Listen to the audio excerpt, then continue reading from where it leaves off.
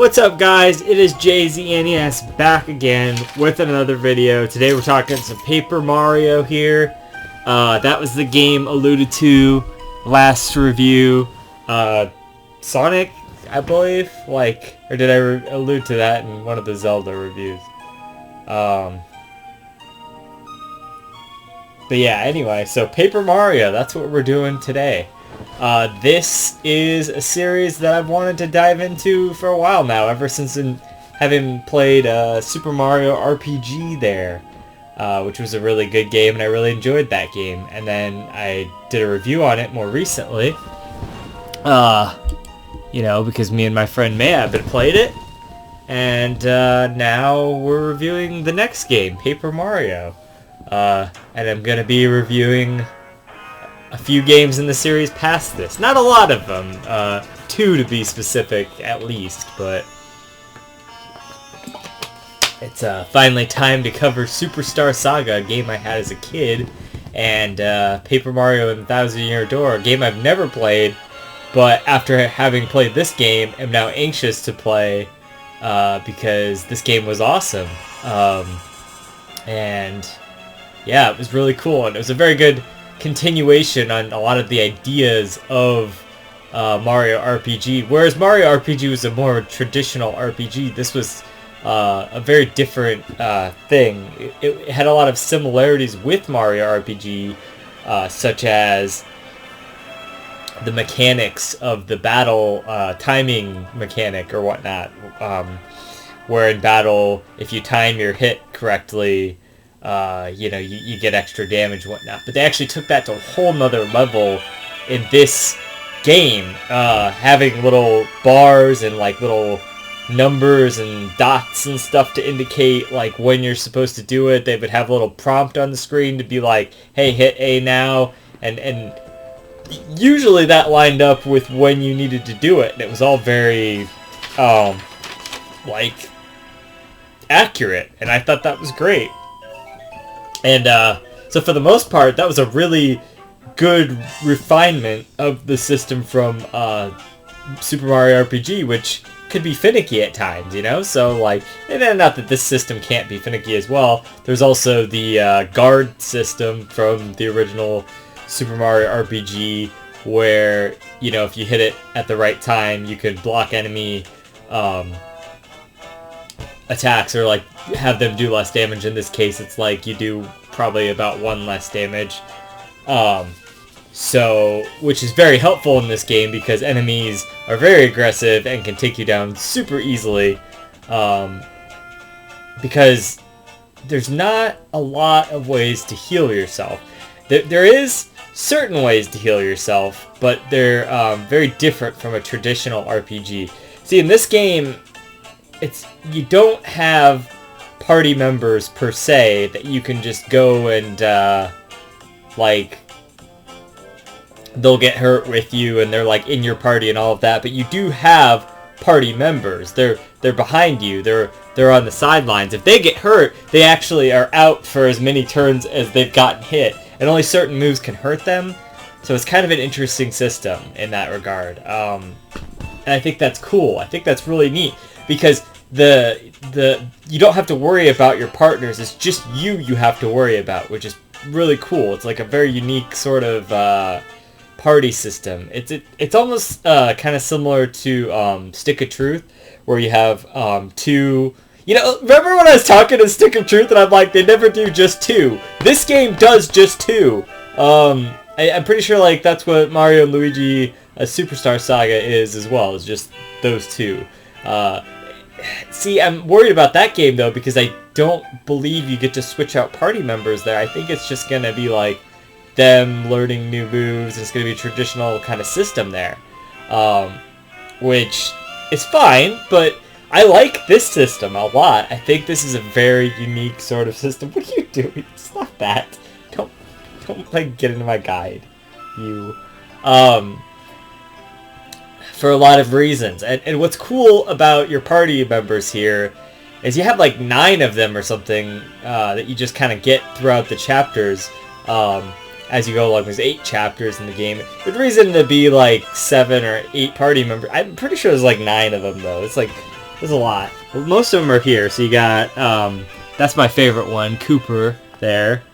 He has a shell attack that you can, like, basically hit enemies with. You know, everything hits enemies, but it'll actually hit, like, dangerous enemies, too, that have, like, flames and stuff. The only disadvantage to Cooper is he can't really hit enemies that are up in the air. But I do like him. He's, like, one of the more powerful ones. I even used him on the final boss. This doesn't really look like the this just looks like a Goomba, but there you do have a Goomba that you, like, start with as a companion. It has the ability to, like, tell how much HP the enemy has, so that's a really helpful thing. There's also another thing that does that, but I'll talk about that in a bit here. I don't want to just get into that system and then get sidetracked. I'm trying to talk about the characters and whatnot. The mailman paratrooper or whatever, like the flying ones, he was pretty cool. I liked him. He was basically, I would use him when I couldn't use Cooper. So yeah, the Boo lady, she's pretty good. More environmentally, because so all of these also have powers. All these members have powers in the overworld. For instance, her power in the overworld is to make you invisible to enemies, and also to phase you through certain things as a ghost, which is cool. So, like, you get these members all throughout the game. There's a few more. It's kind of interesting because in Super Mario RPG, you use, like, Peach and Bowser and stuff, which is kind of funny considering now Bowser's your enemy, and he gets the Star Rod, and he's trying to, yeah, like, the Star Rod from, like, Kirby, right? Like, it's kind of weird, but it's cool. It's like, he basically gets to be invincible, and what you have to do is go and gather these 7 stars to essentially... Oh, there he is. That's the Goombario, or whatever the fuck his name is, the little Goomba man.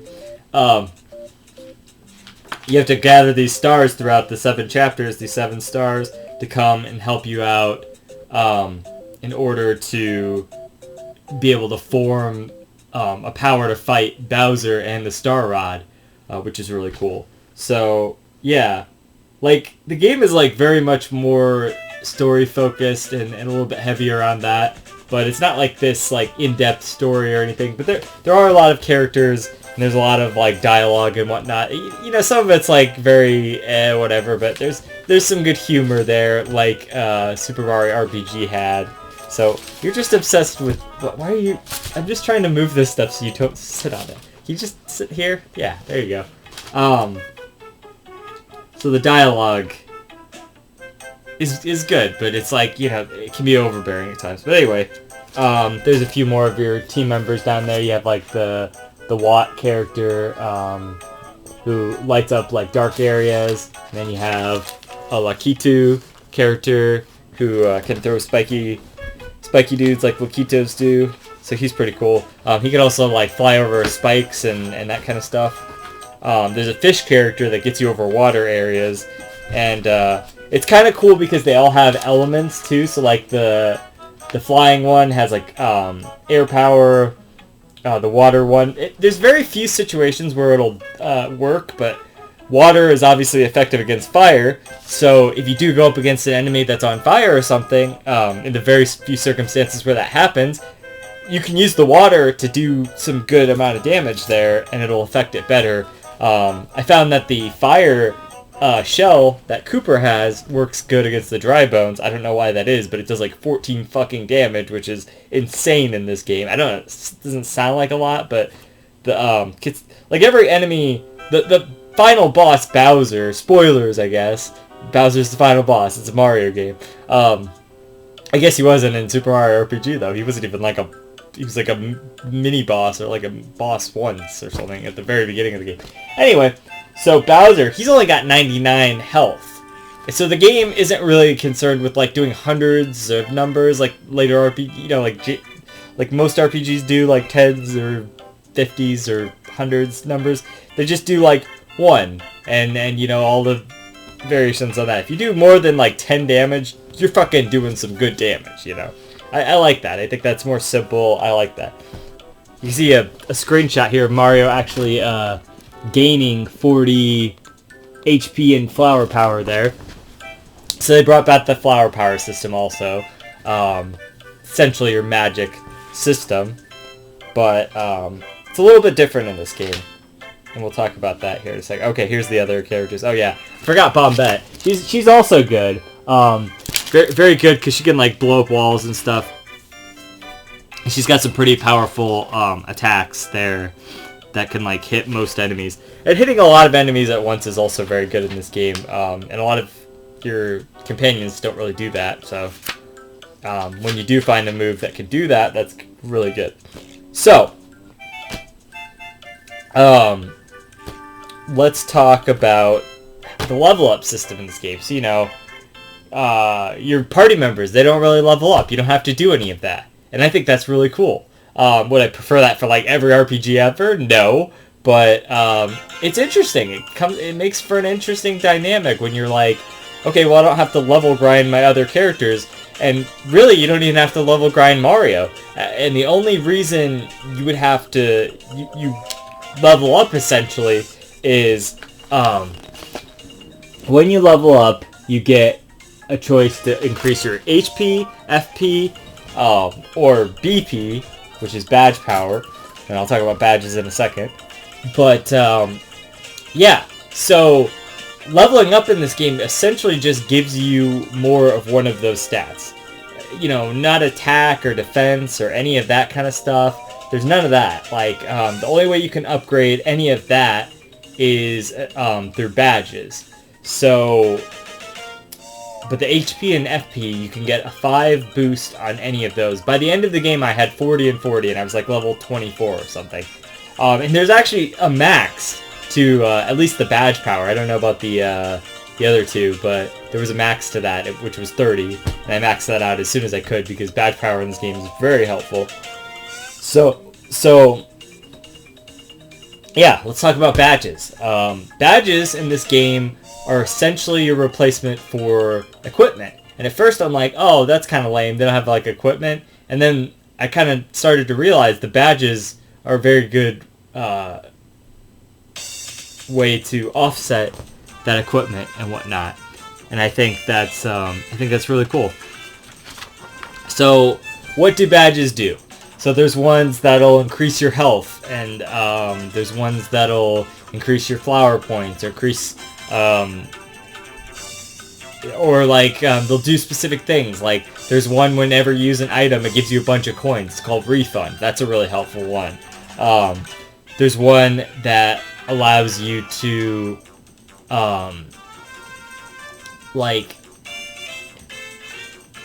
they do all sorts of crazy stuff. The one of them I had at the very end of the game was every time an enemy would hit me, it would kind of hit them back, sort of like the Rocky helmet in Pokemon there. So that was a fun one. I like that. I'm trying to think. There's just a ton of them like that. Let's look at the badge list actually. Let's take a look at that. See if we can look at that. So okay.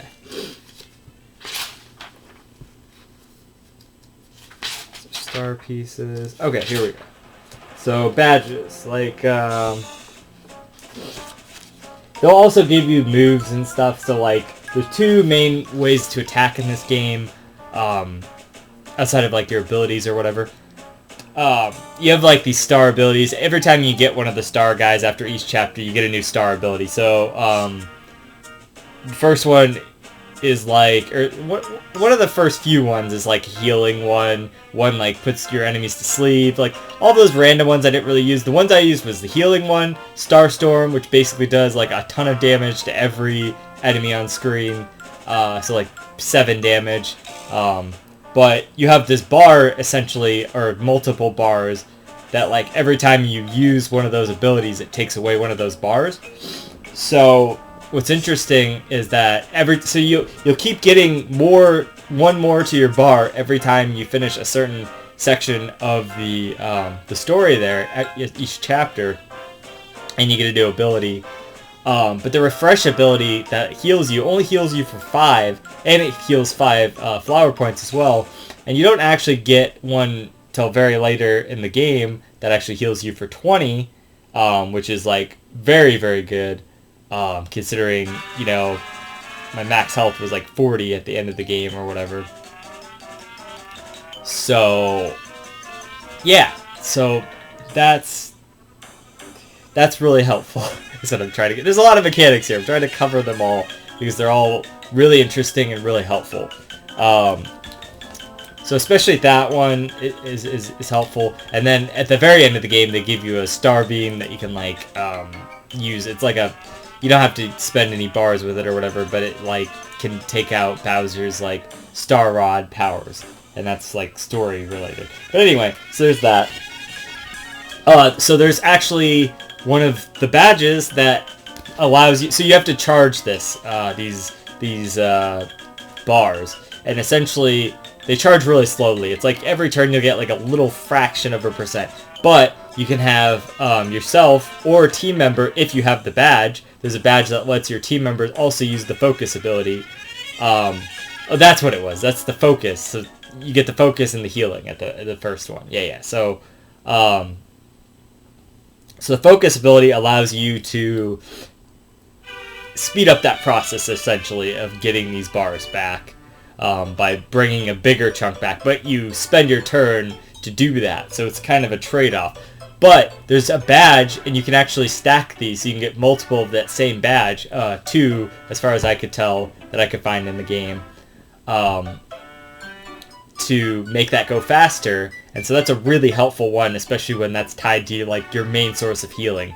You can use items to heal, but like you have to go and buy those, and you have like maybe 10 items you can hold at a time, so it kind of gets a little like dicey there when you're using all of your items. And so you have to, they do have like constant checkpoints throughout like most of the areas where they'll give you like before a boss or around a boss, and like at the beginning of an area there's usually and like whenever you enter like the dungeon of that area, they'll give you like a heart thing that will refill all your health and your flower power. Doesn't refill your bars though for your special powers or whatnot, so you kind of have to do that in battle. So unless you take a nap in like a town or whatever, which is like essentially like going to an inn.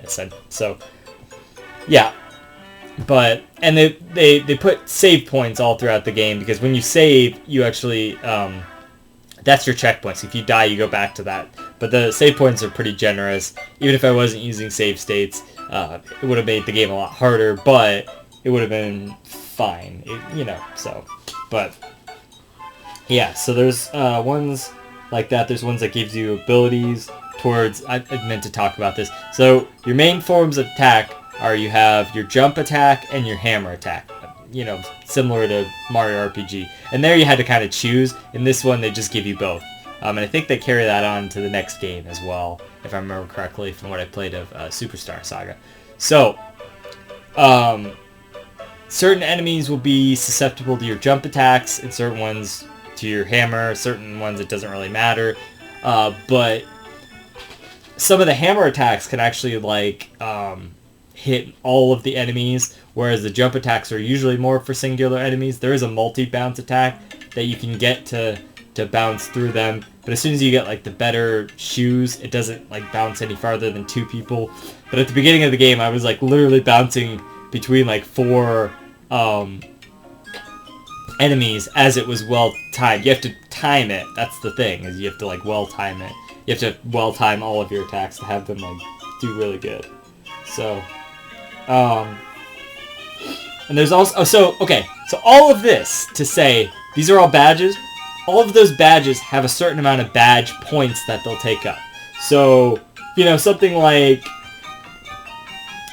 something that would increase your health, that's like 3 badge points. Like, you can only have a max of 30 badge points, so that's 10% of your badge points right there, if you want 5 extra health or flower power.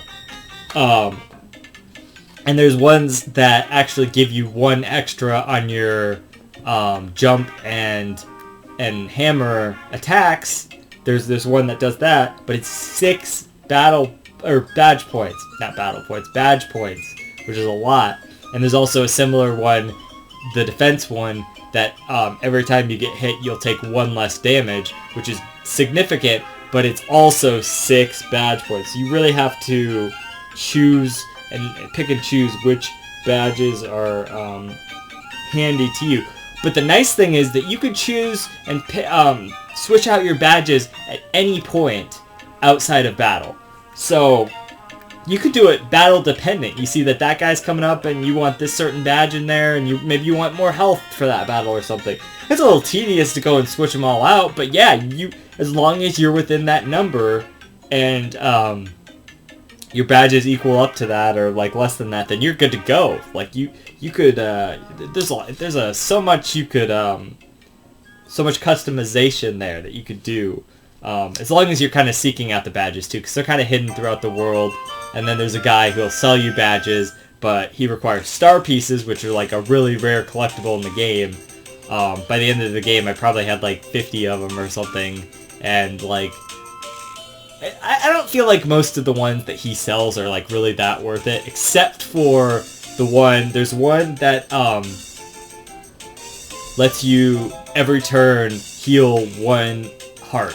And that doesn't sound like a lot since you have like a 40 or whatever, but trust me, it adds up and it helps immensely. So I stacked 2 of those actually, so every turn or every time, it was really, there is one that it's every turn, but it was like really every time I did damage to an enemy, like during a turn, I would get like 2 hearts back.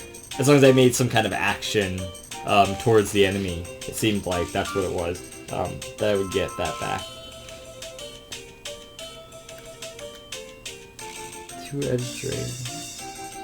Okay, yeah, so like there's just a lot of really good customization in the badges and whatnot, and it's actually more interesting than just like a typical equip system, and I think that's really, really cool, because it not only gives you new abilities, but it also like gives you little perks and qualifiers and whatnot, and like most equipment in most games is just like, oh, it adds to your attack or defense, and like sometimes it has like a special value to it, but like no, every single thing you get in here has some kind of special value, but you're weighing your options. You're like, can I afford to put this in my build for badge points, or do I want to wear it now until maybe I can level up and get more badge points?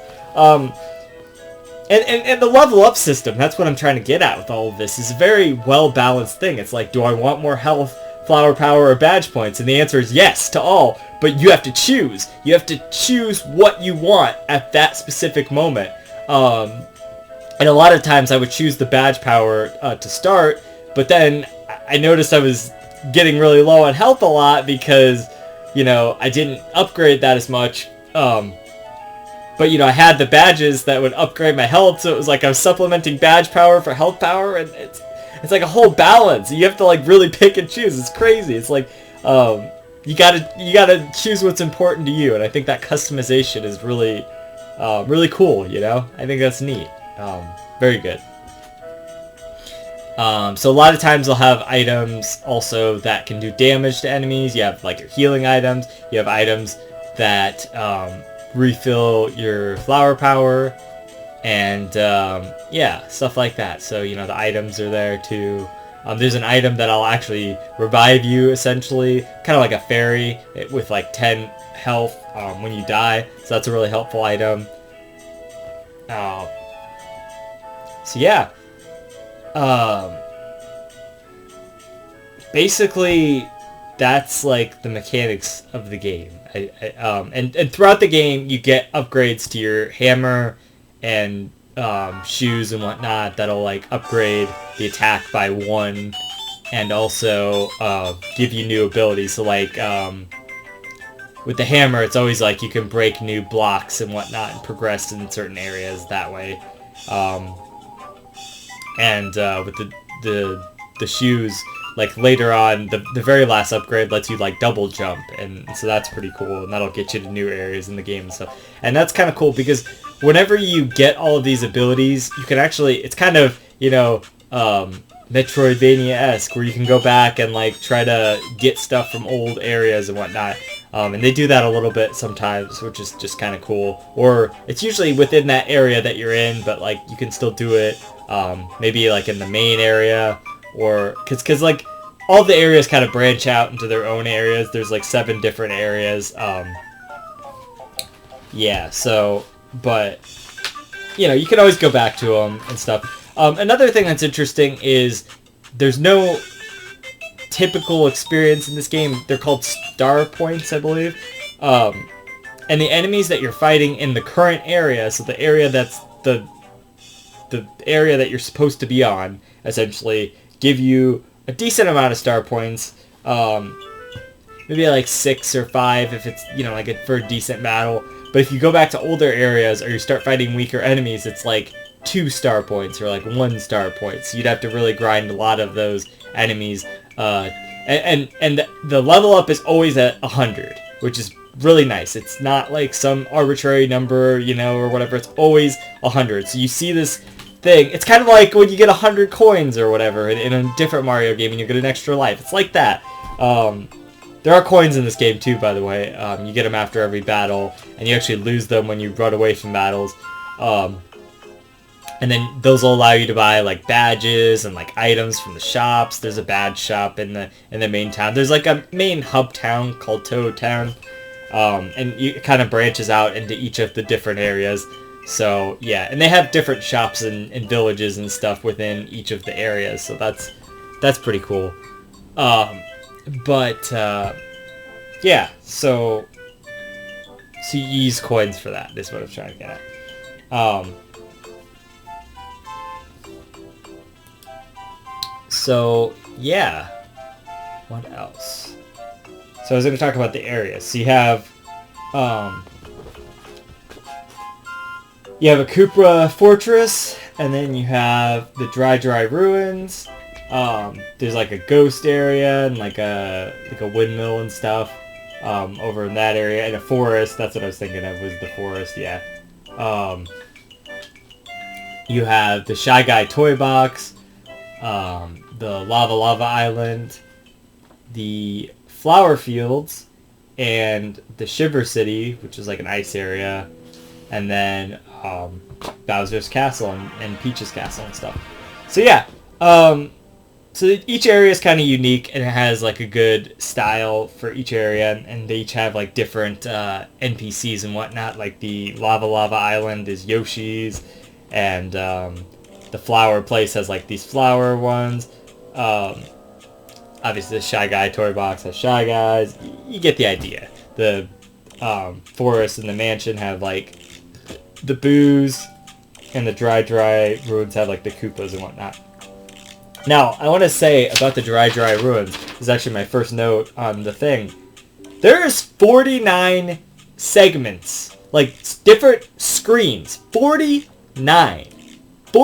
different screens in that whole area that you can just like walk between, and it's like super open. There's like areas you're supposed to go to, obviously, but it's like 40 fucking 9. I don't think any other area in the game has that many. It's just kind of impressive that they had that.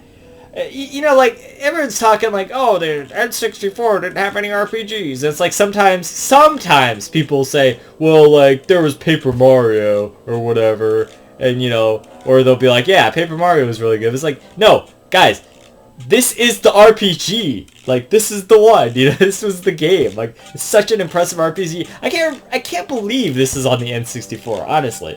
Like, wow. You know, like, holy shit. It's just pretty crazy. So, yeah. The mansion later on, like the haunted mansion area where you find the Boo Lady. I said it was giving me Luigi's Mansion vibes. I just wanted to, I'll just read through these, you know, obviously let's get those out of the way. I talked about the badge system already, how that's pretty cool. It's very different. I talked about the level thing.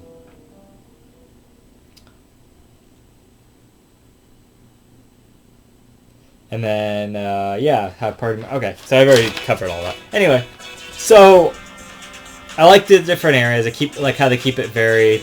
Some of the areas are kind of like a pain to traverse, but really for the most part, you're just going left and right.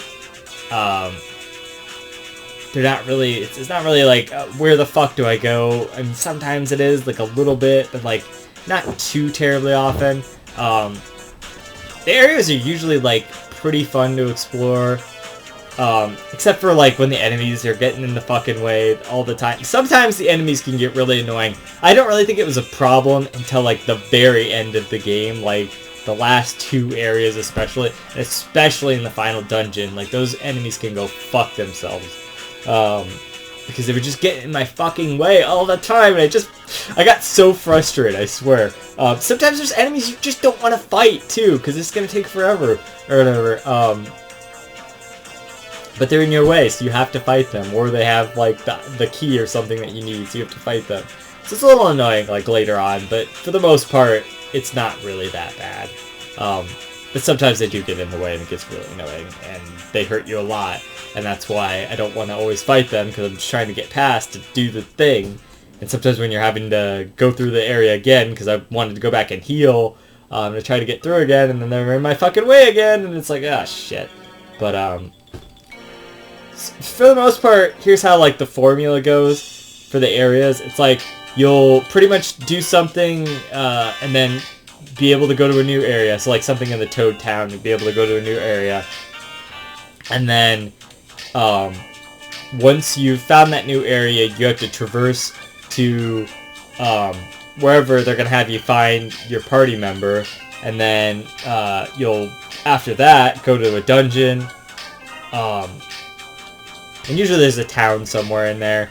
You'll go to a dungeon, and then you'll do that, fight the boss, you'll get your star, and move on to the next chapter. And in between each chapter, you get to play as Princess Peach, running around her castle, trying to find out knowledge to pass on to Mario, and that way he knows, like, where he's supposed to be going. So she's kind of the insider, trying to figure out Bowser's, like, plans and whatnot, and telling Mario secret information and whatnot, which is pretty cool. I like that, as a concept there.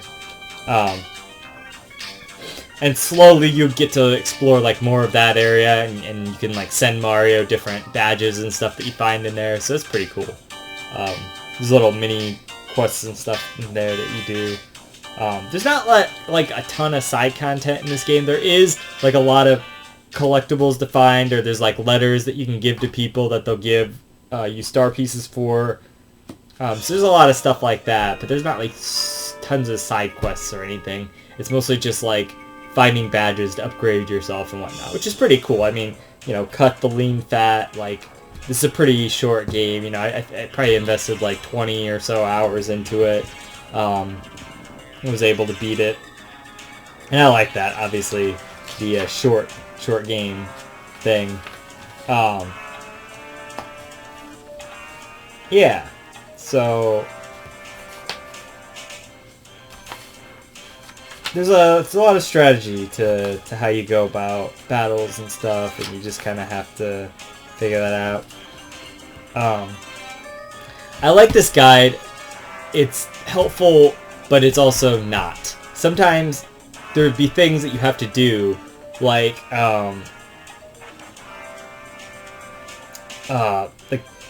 there's this one blue door down in these sewers, that, like, you can, it's like, it gets you to the ice area, basically. And I had to know to go and talk to this specific guy, in the Toad Town, or whatever. Okay, so, like, 2 main complaints with this game. That, having to go to talk to a specific person at this specific spot to progress the story, and just, like, finding this and that. And there's, like, one part where these shy guys, like, come into the city, and you have to, like, go around and look for them all, or whatever. And that kind of stuff I don't like. That's just tedious, and it's, you know, that's the kind of stuff that bothers me in RPGs. It's just like, when you have to go talk to this specific person to do this thing, it's like, no, I just want to go do the thing, you know, like, and I know, that's how you have to do it sometimes, but sometimes it's just stupid. It's like, I know where I'm supposed to go, why do I have to go talk to this guy for him to tell me that I need to go there, you know, like, just so you can open up the path arbitrarily, and that's kind of what that was with that blue door. I had to go talk to this guy, and this little ninja dude fucking went and opened the door for me. It's like, come on, like, can we not do that, please? But yeah, there's a lot of that in this game. Not a lot, not where it slows down the game like super crazy, but you know, talk to people if you can, I guess, is part of it. So yeah, like, that's maybe like a complaint, and then like just some of that enemy stuff where they're just kind of annoying. That's like my only other real complaint. Other than that, the game is like a lot of fun, and they do use a lot of the unique party member gimmicks in the overworld to make for a really good experience, puzzle-wise and traversing areas and stuff. Sometimes there's stuff that's kind of like, what do I do? But like, it's really not too bad. I think it's the perfect amount of that and the perfect balance. I could see myself getting lost if I didn't have this guide, but these maps and stuff are really helpful. I just wish they would have told me stuff like, hey, just go talk to that guy, and then the door will open, because I had to like look that up, like, and everyone's just like, the door's already open, and I'm like, no, it's not! There's literally a guy that answered the question of like, how do I open this door online, and it's just like, duh, the door's already open. It's like, fuck you, dude. It's not already open. You gotta go talk to the guy. We don't all know that, okay? And if it was in the dialogue, I missed it because I wasn't paying attention, alright? I wasn't paying attention to everything. I paid attention to the good dialogue that like seemed interesting. The rest of it, I'm just like, yeah, okay. I'll figure it out myself. Shut up. You know? Because the dialogue's a little heavy, like I said before, so. But, you know, not too terribly bad. Yeah, I do like the brevity, though. I think the bosses are all pretty good. Sometimes they're a little, like, odd in their gimmick. I hate, especially, like, the last boss before Bowser, like, in the chapter before him, the ice one or whatever. He would, like, multiply himself and then, like, heal himself. And, like, you didn't have, like, save states and all of that. That would be such a fucking annoying boss. Like, fuck that shit, dude. So... yeah, not into that, really. It's like, the game gets progressively harder. It's kind of like Banjo-Kazooie, where, yeah, this is like an N64 thing, I guess. Where, you know, that game is like pretty much perfect until fucking Rusty Bucket Bang, Click Clock Woods. The last two areas in this game are Rusty Bucket Bang, Click Clock Woods. And they're not as bad as those, but, you know, they feel like that level of aggravation sometimes. Maybe not that level, but like they're going towards that level of aggravation in otherwise like pretty much perfect game. You know, and there's some here and there that's kind of in between, like, that I didn't really care for. But there, okay, so I will say about the ice area, the dungeon there though was really cool because it had like this. There's like mirrors, and then you can like go to the other side of the mirror, and things that affect the one side like affect the other side sometimes. Like you'll open a door on this side, and on the other side of the mirror it'll like affect that. And there's like all these ghosts that are like copycatting you and stuff, so they'll look like you and like your guy like doing the thing, or they'll disguise themselves as people. Like they use that in the final dungeon to like disguise themselves as Princess Peach or whatever. It's just interesting. I thought that was kind of cool, but yeah. But all the other bosses, like, obviously the game is Mario themed too, so you have like a lot of Mario enemies and Mario characters, so that's cool. I like that, of course. And like, it's just really, really nice. I will say, okay, so like Mario moves like a little slow, so I did use the fast forward feature like to great effect in this game. Like, that should just be a staple in most RPGs, like fast movement. I don't understand why they have you move so slow. Have a button that just like enables like let's move fast. Like, let's get the fucking anchors out of our ass here, you know? That should be like a feature in every RPG. They have dialogue quickening features. Like, why not movement quickening features? Because I have to traverse a fucking big area here, you know? Like, so that definitely helps a lot, movement speed and whatnot. Yeah, so the other thing I want to talk about is the aesthetic of the game. Also the music. The music's really good. It's kind of what you'd expect for a Mario RPG. Is it as classic as Mario RPG? Probably not, but it did have a lot of good tracks that I really enjoyed. And they all set the tone of the areas very well, and I definitely appreciated that. So overall, musically, pretty good. I definitely would give that a good, thumbs up. Aesthetically, though, and especially on my emulator, holy balls. This shit on the 64 would have been blurry as shit, but it looks so fucking smooth on that emulator. It looks like fucking HD. It's so nice. And just the fact that it's not like, polygons and all that, like, it's like got this like storybook, paper mark. I don't know how to explain it, but that art style, this art style, stylistically, it's one of the best N64 games, looks wise, aesthetically, and just like one of the best games looking aesthetically in general. Like, it looks really good. Gave me kind of Tomba vibes. You've got sort of a 2.5D thing, and it's also like very crisp artwork or whatnot. And actually, a lot of the like areas and stuff gave me kind of Tomba vibes too. Even some of the music kind of gave me that, and I'm just like, wow, okay, this is very similar feel here. And sometimes even when you complete an area, a lot of times when you complete an area, you can go back through, and there'll be like different little things. Not to the extent of Tomba, but there'll be little things that happen because you beat their area, and things actually changed. And I am a big fan of that in video games, is when you're rewarded for that. It pays off. You can see a difference in the world, so you're slowly helping the world as you go along. So yeah, I liked that. That was cool. But yeah, the aesthetic of the game is so crisp and so solid and very colorful. I definitely appreciate that. This is like I said, one of the best N64 games, looks-wise for sure, and just like resolution-wise, it's like it just looks fucking great. Really fantastic. Like these visuals have aged like superbly. The best aged visuals on the system, bar none. Like seriously, they have to be. I can't imagine what else would have aged this well visually on the system. They could have released this game now, this aesthetic, and it would have looked fine. Like for real. Like all the enemies and stuff look good too. They don't even look like polygonal or anything. Like even the ones that have like more of that. Yeah. So it's kind of like a timeless art style. I just really appreciate that. It's very good, very good artistically. So yeah, I really, really enjoyed this game overall. And I'm looking forward to playing the other ones. I really like the badge system. I liked the combat. I liked how they brought back the time-based jumping and all of that. I liked all of the options that the badge system allowed.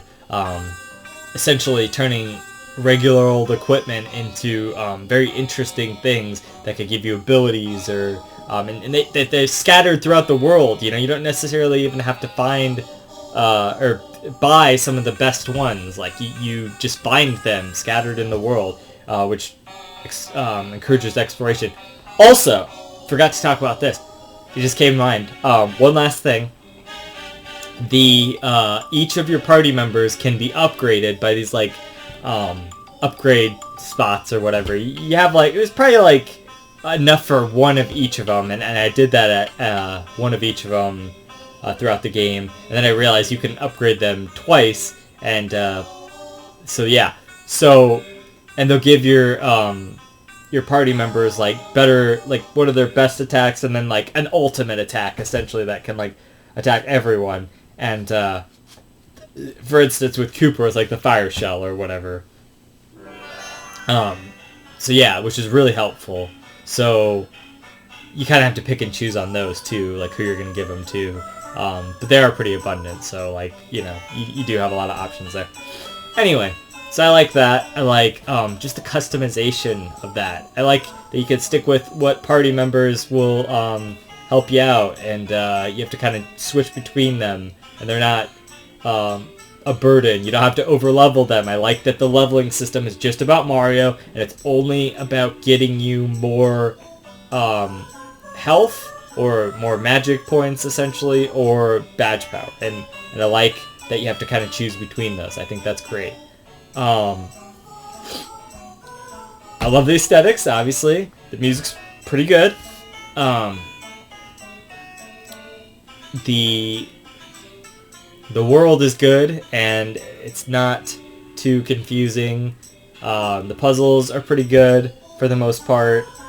The enemies are cool, but they can get a little annoying sometimes. And I liked all the dungeons, and I liked exploring and everything. I just think overall it's a really well-rounded game. And yeah, with some minor flaws, you know. Like, you can't win them all. Like, all the areas can't be great. And when it really, like, ramps up shit later, the annoyingness, it's like, it didn't break the game for me. So yeah. I like it, and I'm going to give it a 9.2 out of 10. This Paper Mario is a really good game. So yeah. Until next time, this has been JZNES saying keep it classic. Stick around for more reviews, underrated games, and I'll see you guys in the next one. JZ, out.